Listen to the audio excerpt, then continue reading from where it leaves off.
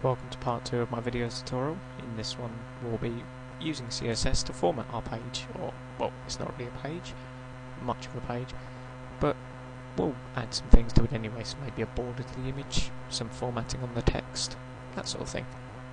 Right, so open up the file with Programmer's Notepad 2, and you see that this is the one from last time, and you could have played about with it a bit if you want, so you can even use that file. What we're going to do is go into the head of the document, so here in these head tags we're going to do a line down and now add style tags /style. Right, put that in for me. I'm going to have to pause it again, sorry about this. Right, okay. You probably don't even notice the pause, but I do anyway. So now we have our style tags inside the head. And what we're going to have to do is add a type. So type equals text /CSS.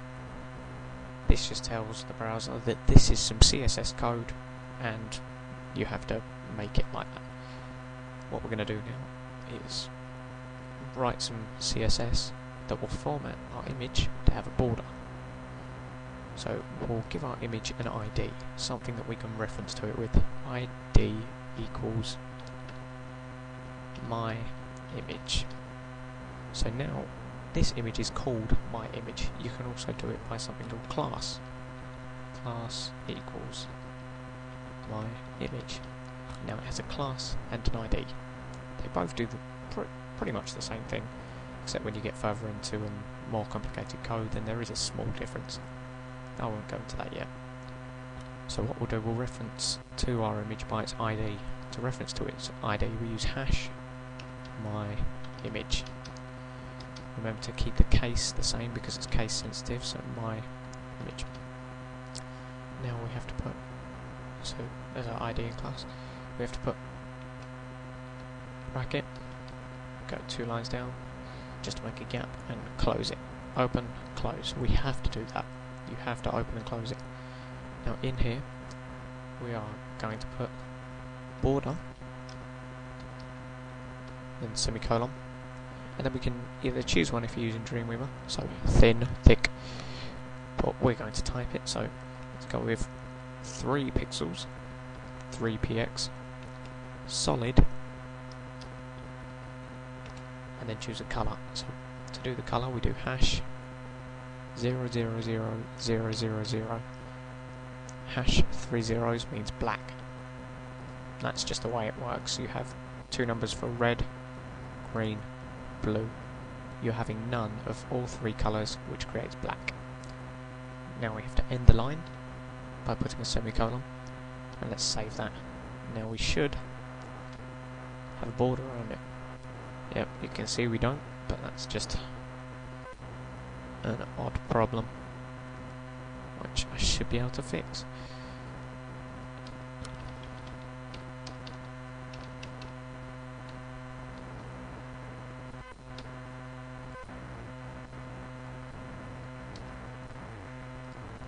I've just realised that borders don't work on images, well, certain images anyway.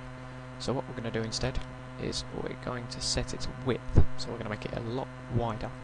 So we do width, semicolon, let's go with 800 pixels. Now we close that, save it,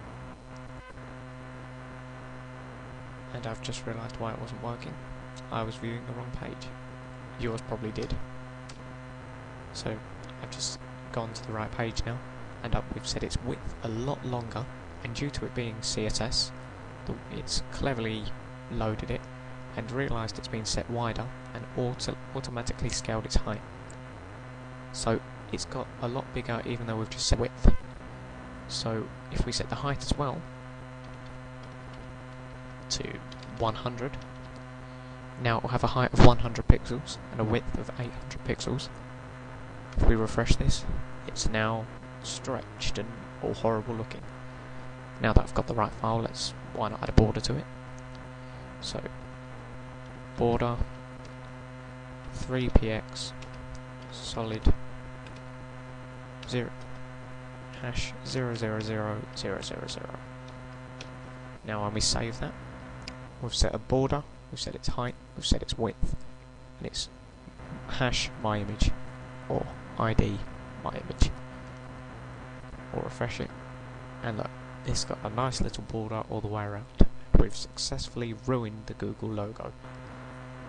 Right, how about we do a tiny bit of formatting to the text, and we don't have to give something an ID to talk to it, say. Instead, let's just do P. Open, close. Now, all P elements or paragraph elements, this formatting will apply to them.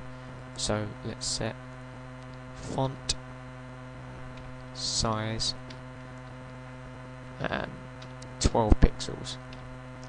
Actually, 30 pixels. That's more like it. Let's do colour. So this is going to be 000099.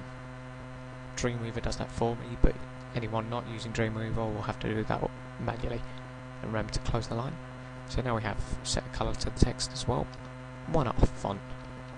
Font family, and then Arial. So you can put Arial, Helvetica and Sans Serif, but this is just as good. So now we have our blue hello. We've successfully formatted these two things, and in the next tutorial we'll be using some more of that and teaching you some tricks with CSS, some of the things that you'll use all the time, because that is a web page's staple diet. That's what you use for everything. Okay, I'll see you in tutorial 3.